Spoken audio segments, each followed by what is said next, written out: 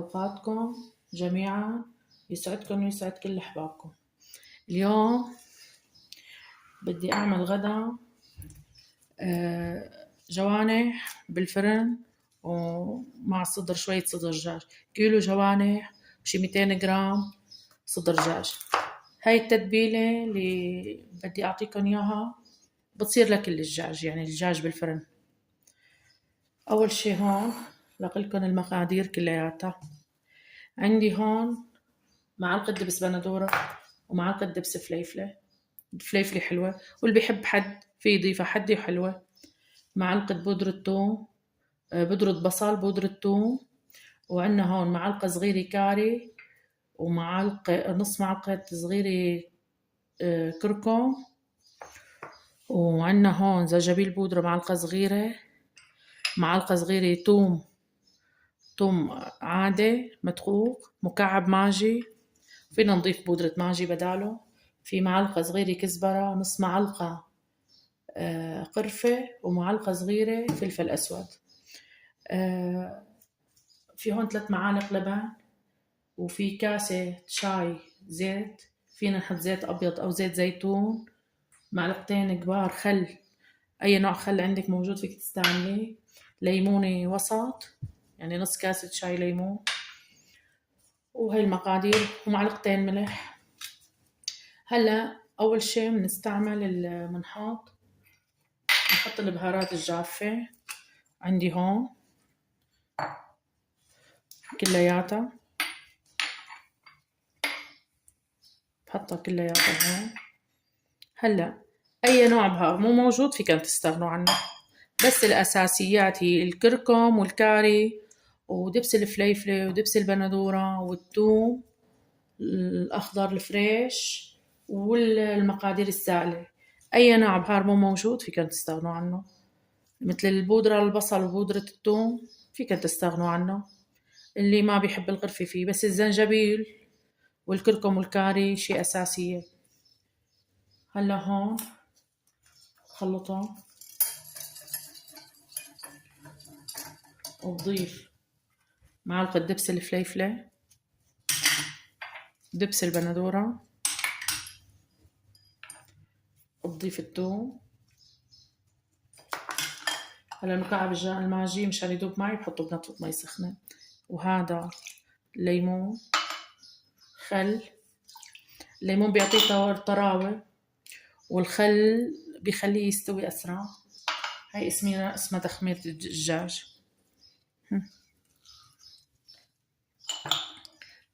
خلطهم كتير منيح.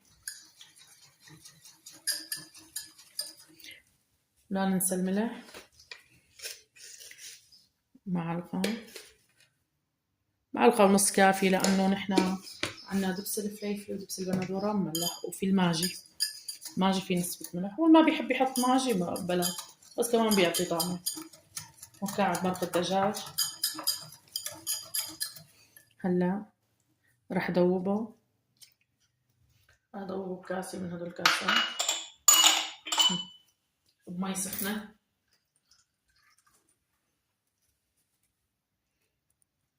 بندوبه منيح.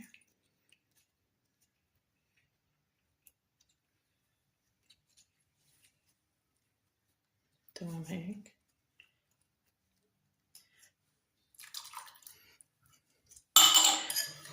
بحرك الخلطة منيح. فيكن تضربوها بالخلاط إذا بتريدوا يعني.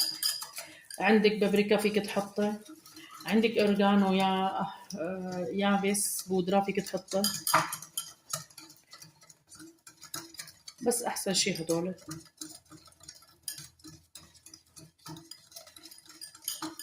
هيك ندمجه منيح. هلا بجيب الدجاج نضيفه عليهم.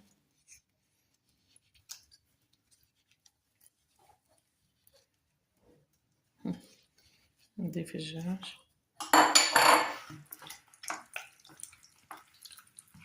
بخلطهم منيح معه. شوفوا اللون ما أجمله، الريحة خرافية.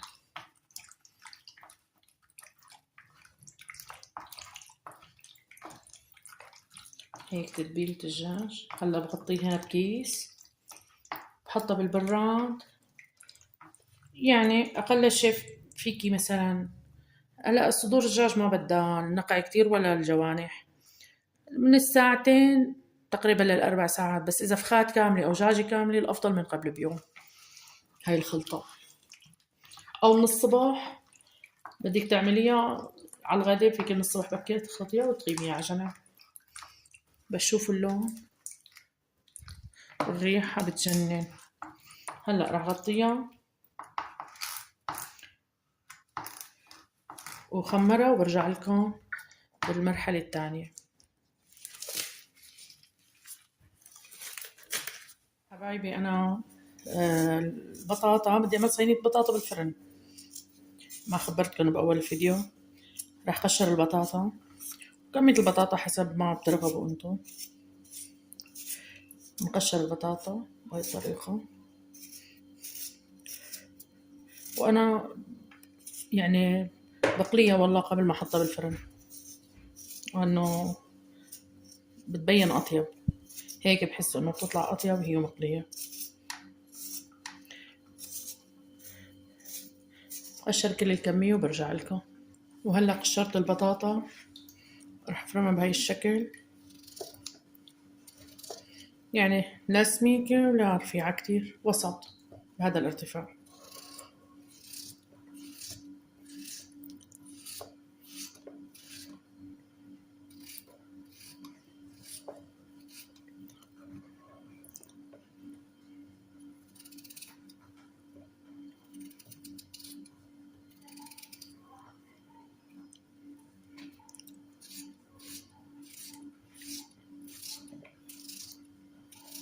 اعملوا هالطريقة والله بتدعولي عليها،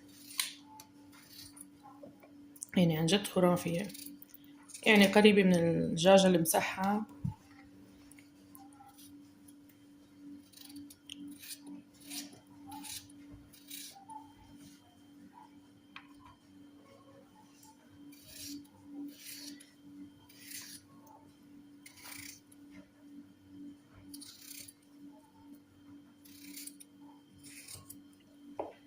بايبي قليت البطاطا بهذا الشكل، نص غلية، يعني نص غلية مو أكتر.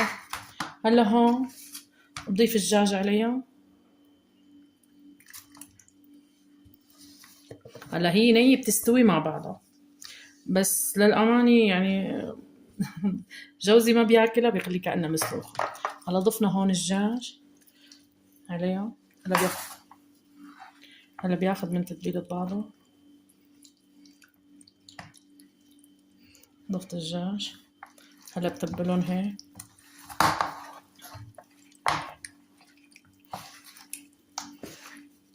شو بقلكن عن الريحة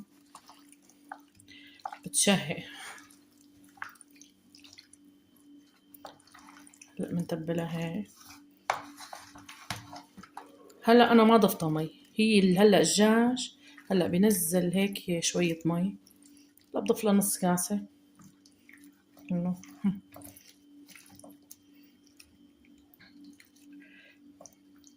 هلا الدجاج بنحطه من هون مشان يحمر.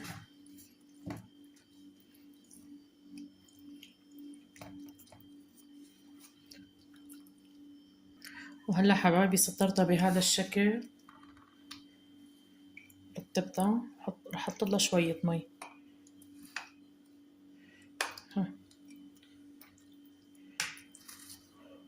يعني تقريبا اقل من نص كاسة.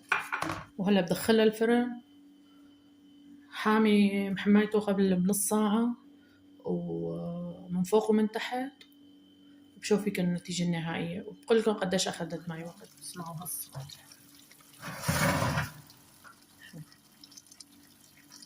هسه بدها شوية تحمير تيجي خالصة،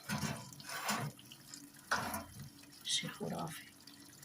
وفي البقبقة حبايب القلب، هاي النتيجة النهائية. شوفوا المنظر، شوفوا ما شاء الله اللون، شوفوا الجمال، الاحمرار. وسخني هلا أكيد هذا دايب، وهيك بتكون نتيجة النهائية. لصينية بطاطا بالفرن مع الجوانح. ولا تنسونا من اللايك والاشتراك والسبسكرايب، تعليق حلو مثلكم.